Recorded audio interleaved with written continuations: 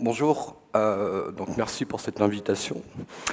On m'a demandé de faire une brève introduction à la fouille de données en 15 minutes. Donc ça, c'est un défi, parce que si je devais faire ça aux élèves ingénieurs de l'IMT Atlantique, pour les 3 méthodes que je vais vous présenter sous peu, je prendrais au minimum 9 heures. Donc si j'y arrive, c'est que vous êtes très bon, et si j'échoue, c'est que je suis mauvais. Donc c'est un exposé qui a été préparé avec collègue Romain Billot, qui d'ailleurs devait venir à ma place, mais il est aux États-Unis aujourd'hui, donc je l'ai remplacé, et le docteur Sofiane Birouguet du CHRU de Brest. Donc,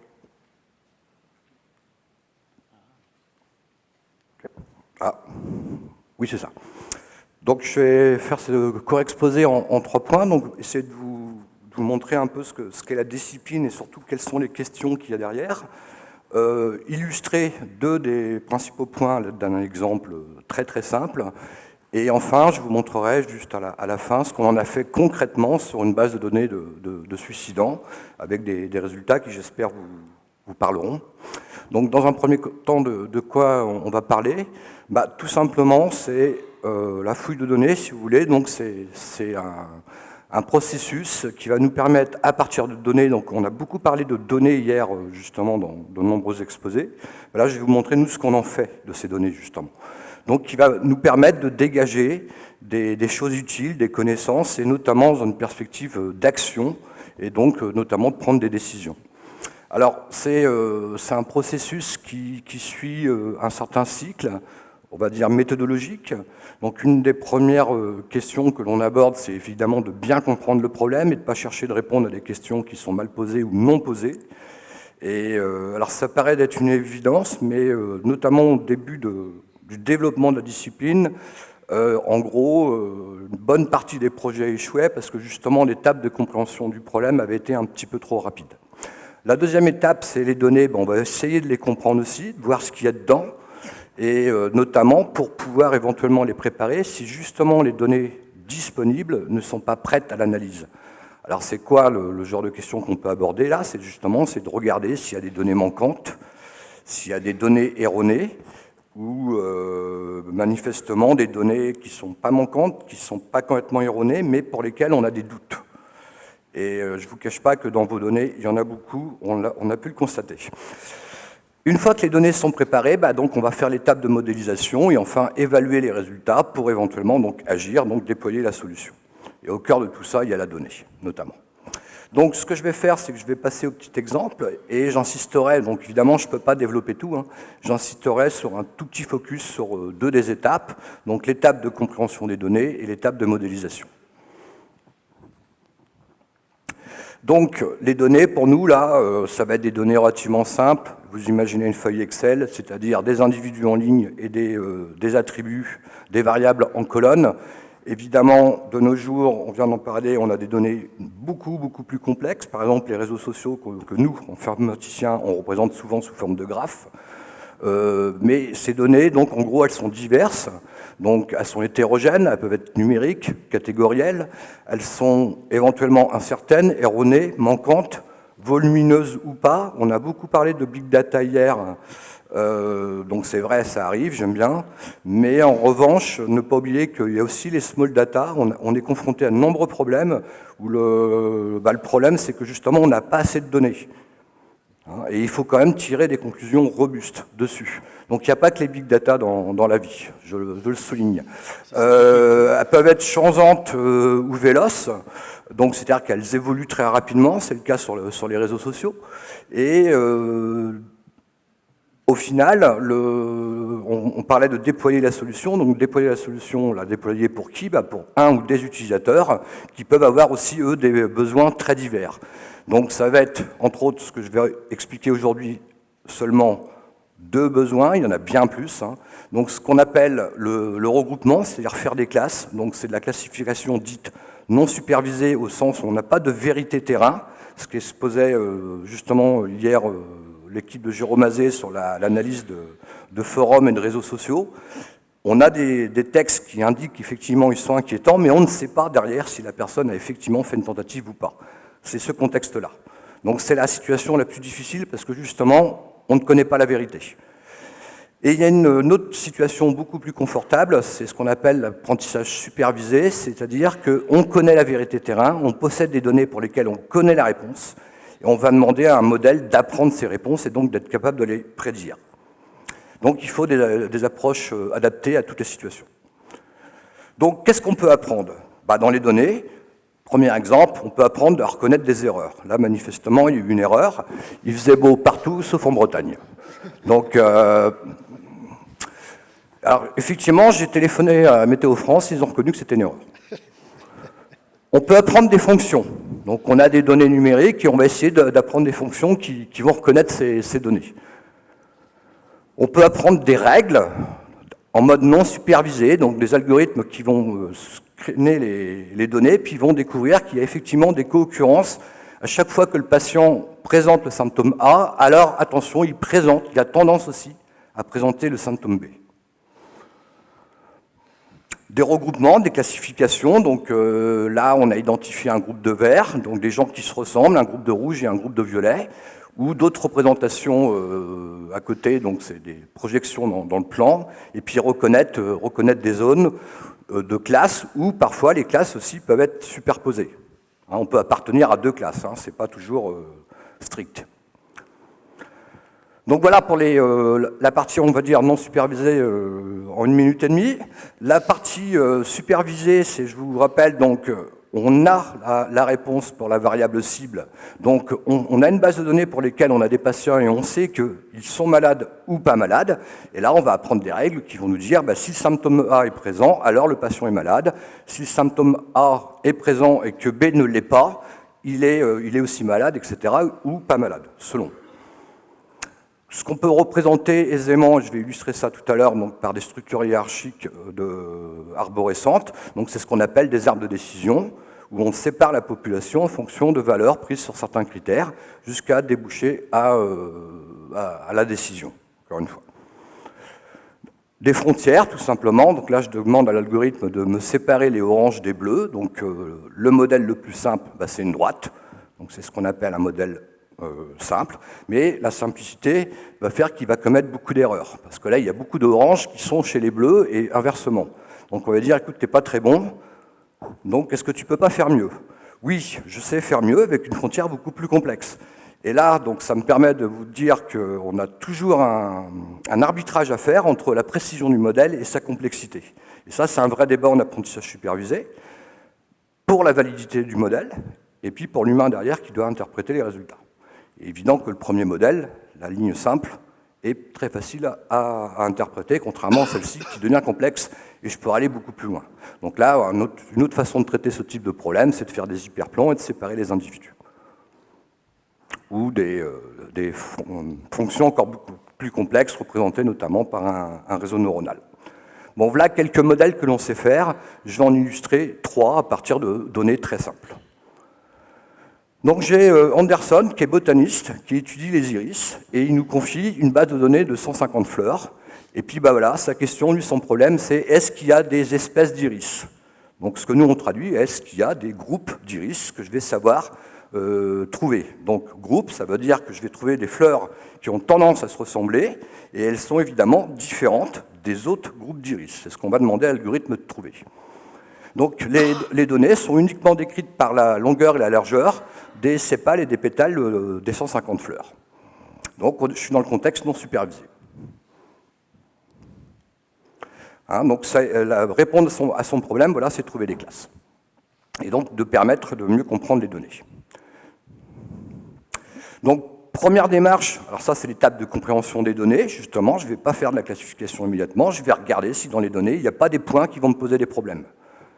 Donc là, évidemment, c'est des données très très simples. Donc je vois qu'il y a 150 individus, effectivement, il n'y a pas de problème. Il m'a dit qu'il y en a 150, j'en trouve bien 150 dans les données. J'ai bien 4 variables qualitatives. Et puis une petite analyse me montre que manifestement, il n'y a pas d'erreur. Les données ont l'air cohérentes avec ce qu'il nous a dit. Retour vers l'expert. Est-ce que ces données sont effectivement cohérentes parce que c'est lui qui connaît le problème terrain? Et puis il n'y a pas de valeur manquante. Et pas de valeur exceptionnelle. Donc ça, c'est assez sympathique, on y va, il n'y a pas d'étape de préparation des données, je vais directement à la modélisation. Je regarde un tout petit peu aussi les données, donc je les projette avec des graphiques. Et puis là, ça y est, je commence à avancer parce que je me dis, tiens, effectivement, en bas à droite, là, il y a un groupe d'iris qui a l'air d'être nettement séparé des autres. Au milieu, il y en a peut-être un deuxième. Et si je regarde le graphique de droite, parce que vous voyez, celui à gauche, tout est noir, donc je vais me dire, il y a deux classes. Il y a la classe des iris en bas à droite et puis celle qui a l'air de faire un tube. Je projette selon une autre dimension, ça me conforte ça aussi. Je me dis, tiens, il y a deux classes.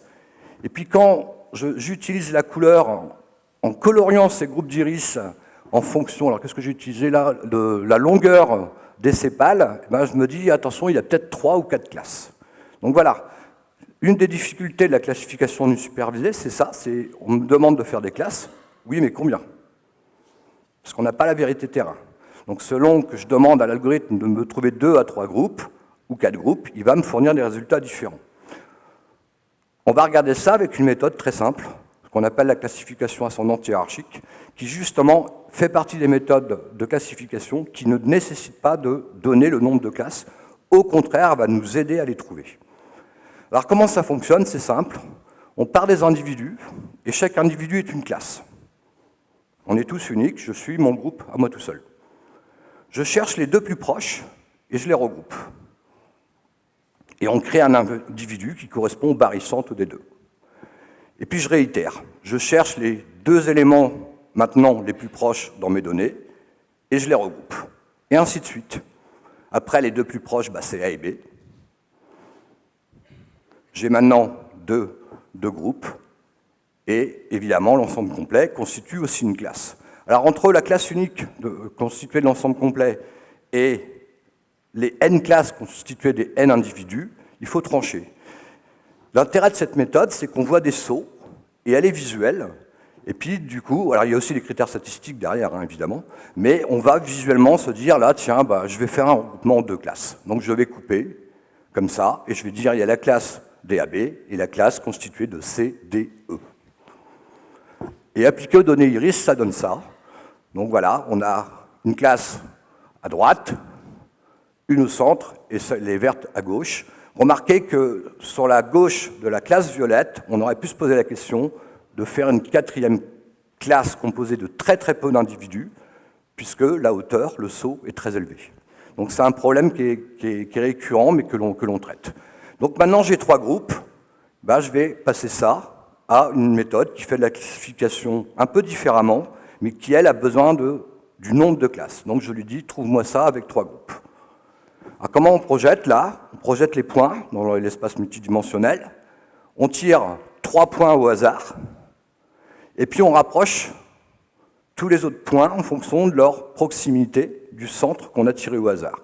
Donc tous ceux qui sont le plus proches du centre bleu initial sont bleus, les autres sont rouges, les autres sont verts, et puis je calcule à nouveau le barycentre des bleus, des verts, des rouges. Et puis je réitère. Puis en faisant ça, au bout d'un moment, ça se stabilise et j'ai déterminé mes 3 classes. Alors appliqué aux iris, ça donne ça, effectivement on trouve 3 classes, et puis maintenant il y a l'étape d'évaluation des résultats, alors avec des critères statistiques et avec l'expert, mais je vais évidemment passer ça, là, j'aurai pas le temps. 2 minutes, ah oui, donc j'aurai vraiment pas le temps. Donc maintenant, Anderson décide de faire le boulot lui-même, il fait lui-même la classification en 3 espèces. Ouf, on avait raison, il y avait bien 3 espèces. Donc on a une variable cible, on sait la prendre, les espèces. Est-ce que je sais la prendre? Je continue le processus. Donc c'est quoi apprendre cette variable? C'est trouver des attributs qui vont me permettre de séparer les individus en fonction de la variable cible. C'est ce qu'on fait en classification non supervisée. Je recommence un tout petit peu pour savoir, tiens, quelle méthode je vais utiliser. Et là, cette fois-ci, dans les projections de tout à l'heure, je fais des coupes. Parce que maintenant, j'ai la couleur, évidemment, je connais la réponse. Et puis, je me rends compte que si je fais des coupes orthogonales, alors, je sais séparer mes espèces.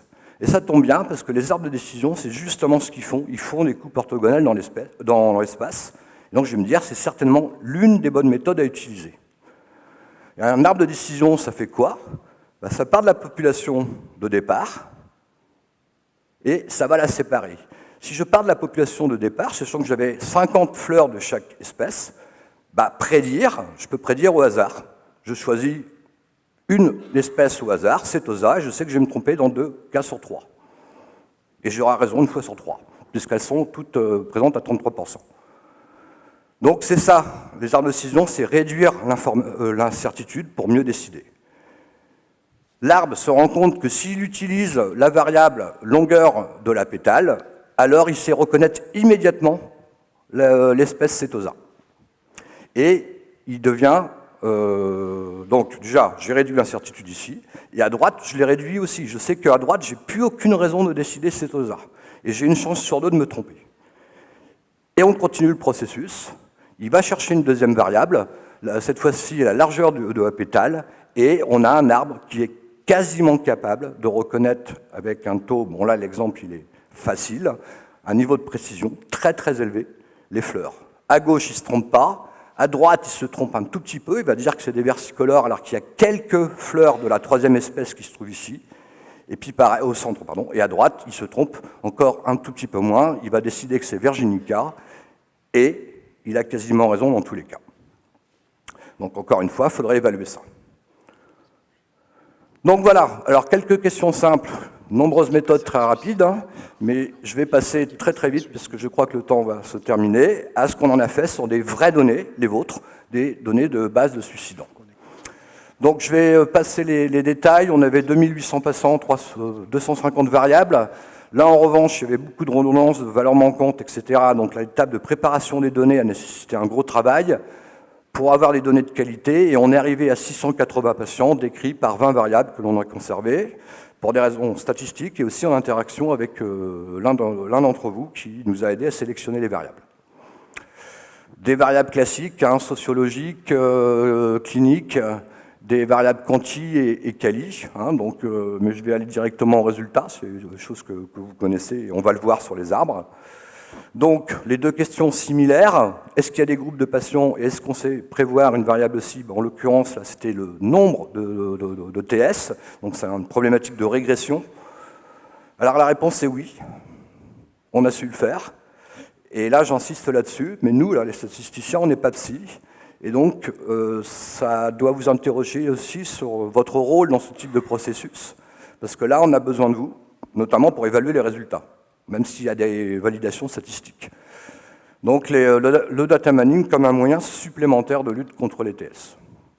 Alors, je passe les détails, mais la classification non supervisée que l'on a fait à l'aide effectivement d'une classification hiérarchique, d'une méthode de réduction de dimension que je passe évidemment là, nous a permis d'identifier en accord avec le psychiatre impliqué 3 classes de patients, donc les verts, les rouges, les noirs, qui sont dans un premier temps séparés par le genre, c'est assez évident je pense pour vous, donc il y a un groupe de femmes, un groupe d'hommes et un groupe neutre par rapport au genre. Ce qui distingue les femmes des hommes notamment, c'est que dans un cas, il n'y a pas de trouble bipolaire, il n'y a pas de prise de drogue, etc., etc., alors que dans l'autre, chez les hommes, il y avait consommation d'alcool et de substances ou de drogue, et sont souvent célibataires sans enfants. Je passe les détails de ces groupes. Et donc on a décidé là d'étudier l'arbre de décision pour les femmes et les hommes. On n'a pas traité le deuxième groupe entre-temps. Qu'est-ce qu'on voit sur les hommes? Donc voilà, donc on part, je vous rappelle, hein, de la population initiale. Donc dans cette population d'hommes, le nombre de TS en moyenne était de 1,8. Et donc là, ce qui nous intéresse, c'est ce qu'on est capable d'identifier des sous-groupes où il est en dessous de la moyenne ou nettement supérieur. Et vous voyez, donc, on a notamment le nœud 11, où là, on a un groupe d'individus qui, en fonction de leurs caractéristiques, ils sont 2 fois au-dessus de la moyenne. Mais l'arbre des femmes est un tout petit peu plus intéressant parce que c'est des choses qui ont été discutées aujourd'hui. Donc ce que l'on trouve notamment, c'est effectivement les troubles alimentaires dans ces données. Et puis notamment, quelque chose qui avait interpellé aussi l'un d'entre vous, c'était la solitude complète versus le fait que l'on ait été au moins marié, ou séparé, ou veuf. Donc c'est-à-dire qu'on n'avait pas toujours été seul. En tout cas. Et là, on a effectivement une situation très très risquée, puisqu'on partait de 2,5 TS, et on arrive à 6,4, donc le groupe le plus risqué. Et puis voilà, je vais arrêter là, puisque j'ai déjà dû dépasser le temps, non? Un petit peu. Ça va. Merci, Philippe. Merci beaucoup. Moi, je dois avouer que 9 heures en 15 minutes, j'ai tout compris, donc je ne permettrai pas de dire que vous êtes complètement nul. Bon, merci. Tout compris? Attention, hein. Presque. Attention. Non, je trouve ça très intéressant, notamment dans les applications qu'on peut avoir, nous, en termes d'épistémologie, en particulier de nosographie, sur comment est-ce qu'on redécoupe le paysage de ce qu'on comprend des personnes qui présentent des troubles suicidaires. Ça nous éclaire beaucoup, ces méthodes non supervisées. Est-ce qu'il y a des questions? Vous aussi, vous avez tout compris.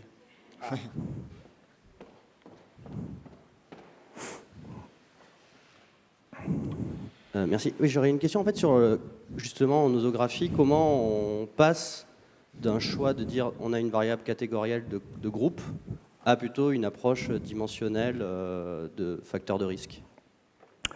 Bon, si je reprends dans les données, donc on était en contexte supervisé, là cette fois-ci, on avait pour tous les individus le nombre de TS qu'ils avaient fait. On passe de l'une à l'autre en fonction justement du problème auquel on veut répondre. C'est-à-dire que ça se décide dans la compréhension du problème et des objectifs. D'ailleurs on l'a fait là, mais là je ne vais pas vous présenter les résultats, hein. On l'a fait, c'est-à-dire qu'on a transformé cette variable en variable binaire, 0, 1. Enfin non, là, pardon, c'est que des suicidants là. Si on prend la base avec les non-suicidants, bah, eux ils sont à 0 et les autres ils ont fait le nombre de TS qu'ils ont fait. Hein. Et si on veut séparer, donc savoir si ce sont des personnes qui vont faire des TS ou pas, on va transformer la variable nombre de TS en variable catégorielle. Donc 0, 1. On peut aller plus finement, mais là il faut savoir où est-ce qu'on coupe. Petit suicidant, moyen, extrême, donc là on va faire une variable catégorielle à 4 valeurs, et on va demander à l'algorithme de reconnaître le fait que c'est quelqu'un qui va faire beaucoup de TS, ou quelqu'un qui va en faire un petit peu, et quelqu'un qui en fera très peu. Donc ça se fait dans l'étape. Donc ça, c'est la grosse interaction entre la compréhension du problème et l'étape de préparation des données. Mais évidemment, donc là j'ai passé, il y a plein de situations où on est amené à transformer les données justement avant de faire la modélisation. Et il y a des méthodes pour ça. Par exemple, alors ça on ne le voit pas parce que c'est la méthode qui le fait, mais dans la projection que j'ai montrée sur les suicidants, dans l'étape de réduction de dimension, en fait, la méthode transforme toutes les données en 0,1 justement. Fait une matrice disjonctive complète justement. Ce qui permet justement pour les variables non numériques, derrière, de créer une distance entre individus. Parce que tout est transformé en 0,1. Et la transformation en 0,1, c'est quoi? C'est imaginer une variable à 3 valeurs, A, B, C. Et ben, un individu, il est soit B, soit C. Quand et ben, on crée une variable binaire pour A, une variable binaire pour B, une variable binaire pour C, et puis on met le 1 où il faut. Et du coup, ça nous permet de mettre au point des distances derrière. Ça, c'est fait aussi, ça, derrière. Merci beaucoup.